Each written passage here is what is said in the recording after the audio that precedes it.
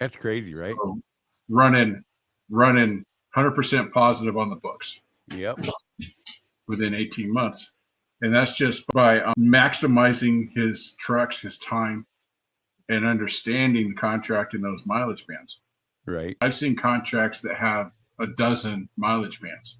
Right. And so you're trying to figure out, especially if you're on a load board situation, right? Trying to pick those loads that are in that sweet spot, figure out what your sweet spot is to where you're maximizing your time and your money.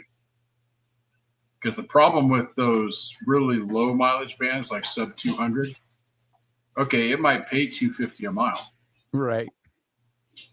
but it's a live load, drive 200 miles, and then a live unload the next morning. Right. How does that make sense? Yeah. Yeah. You know, you got to figure out what is your total time worth, right? Yeah. If you can knock out a couple of those in a day, then all right, far out, let's do it. I mean, you look at, like, I was just talking to Tony Dennis about fuel hauling. You know, and they have an interesting way of paying.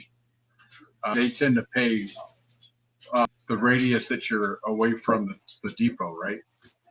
So within 50 miles pays this much, within 100 miles pays this much, flat rate, you know, 100, 150, 200 miles. Right. You don't go much further beyond that 200-300 mile mark from what I was discussing with Tony. But he has a guy that he starts at 4 a.m. and he's back home by 4 p.m. every single day.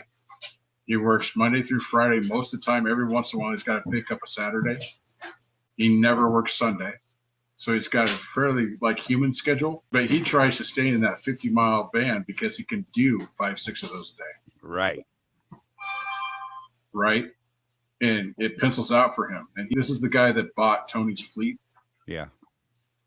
And he was able to get in the positive on that note within, I think he said 18 months to it. Right. Or so. He had paid off the note for that fleet.